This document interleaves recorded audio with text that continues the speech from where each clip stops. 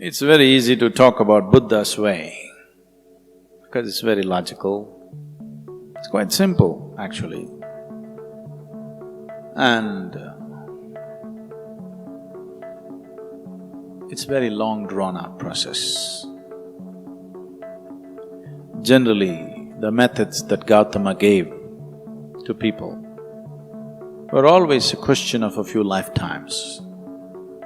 You can clearly see this today.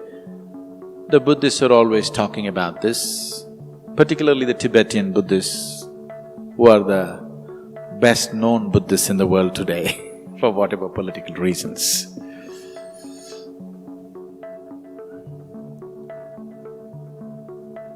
They're always talking about a few lifetimes of work.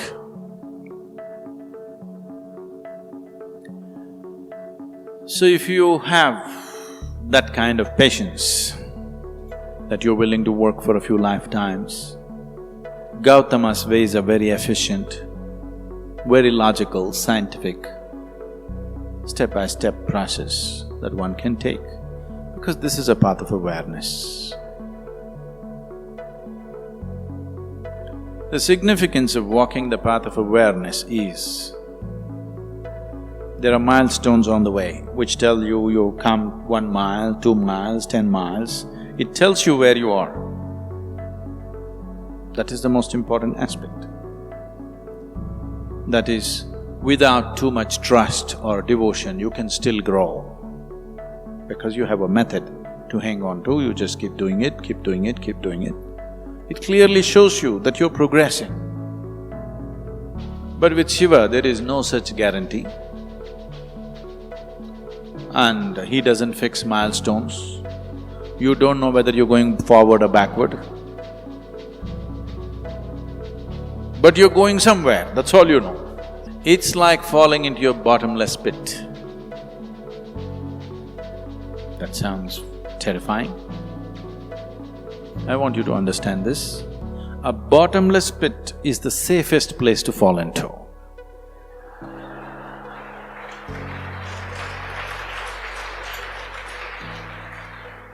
A pit with a bottom is dangerous. A bottomless pit is absolutely safe.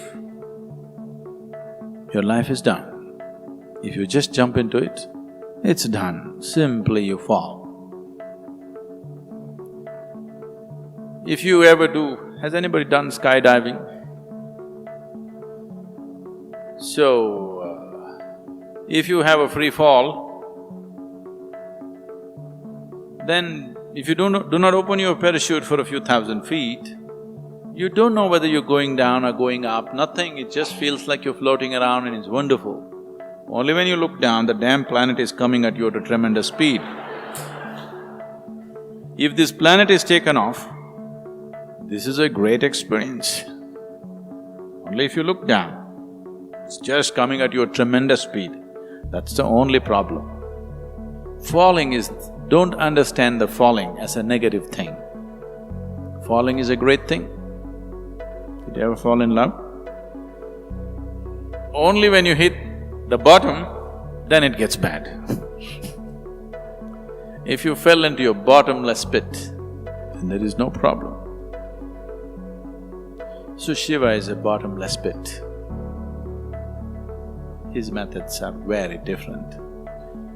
But you cannot limit him that way because with 7 different disciples, the 7 Saptarishis, the celebrated rishis of the yore, he taught 7 basic ways in which a human being can explore his consciousness. From these 7, in multiples of 7, it went further and 112 different ways he explored and he said, this is all. There's a beautiful story. No time for stories. So, he expounded 112 different ways as to how a human being can attain to his peak. And these 112 are the 112 chakras in the body. There are 114, but 2 of them are outside the physical body. He left those 2 and he said, 112 different ways of attaining when you're embodied. That means every chakra in the body, every meeting point of the energy system, one particular way of attaining. So he did not leave anything out. So Buddha is a small part of his work. I want you to understand. Gautama himself didn't go simply sit in the forest. The 8 years of his sadhana, he spent with various teachers across the country. And the whole spine of this spiritual process, this knowledge, has essentially come from Shiva. Wherever it is, whichever part of the world it is, the basic spiritual process comes from this spine, and it's been taken to different parts of the world in so many different forms. They look so different because these 112 different ways look absolutely different from one another. So what is the difference between Shiva and Buddha is not an appropriate question. Which aspect of Shiva did Buddha explore? He explored the path of awareness, which is one aspect. It's very unidimensional, but the significance of Goutam Buddha is, he's very scientific, clinical. He appeals to the logical mind. But he is like, he also sat like this. Many times he was an ascetic, he just sat, unmoving. But many times he was mad, dancing, drunk. He was in all kinds of states because he didn't limit himself to any particular dimension. He just explored every aspect of life. So what you call as Buddha's way is just one aspect of these 112 different ways. And so many others have brought so many other aspects, but individual ways. Of the 7 disciples, of the 7 Saptarishis, the one who walked south, south means anything south of Himalayas is south. So Agastya walked south and he became particularly active beyond the Vindhya mountains. You know that story about Vindhya mountains bowing down to Agastya Muni and he never came back, so you know that story? No, you must learn something about India. So particularly the Deccan Plateau, he spread himself in such a way, every human habitation in Deccan Plateau he touched. Wherever you see, you will hear something about Agastya Muni. And he started this action for rural rejuvenation. He did not leave a single human habitation. He brought spiritual process to everybody's life, the whole population. They say he lived over 4,000 years. We don't know how long he lived, but definitely his lifespan was not a normal span of life, it was extraordinarily long. When you just calculate the mileage that he covered, if you had put a speedometer on him and seen how many miles he covered, you could see it's an extraordinary length of time. We don't know whether it's 400 years or 4,000 years, people say it's 4,000, but definitely he lived very long.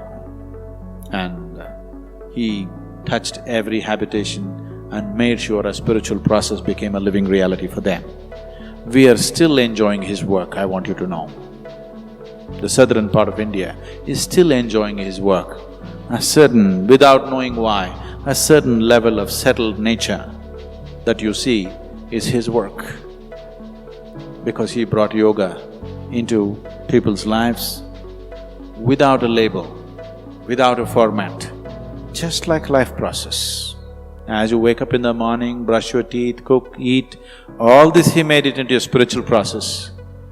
And we are still enjoying the benefits of that. If you look at any spiritual process anywhere on the planet, you will see it is not outside, the 112 ways in which Shiva explored this. So comparing Gautama and Shiva is inappropriate. I have great respect for Gautama. He's a great being, no question. His work is phenomenal. He caused a huge spiritual wave, which is still on after 2,500 years. But it is not comparable. It is no way comparable. All we can say is, Shiva's work contains Gautama's work as a small element. It is less than 1% because out of 112, Gautama explored one.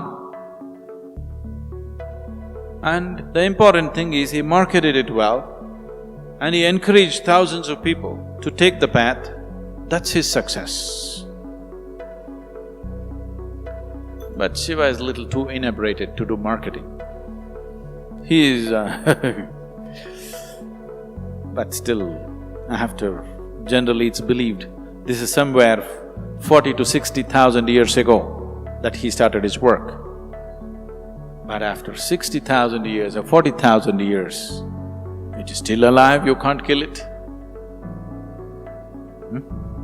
You still can't kill it, isn't it? By the time I am done with my life, I'm sure I will leave him little more popular than the way he is today.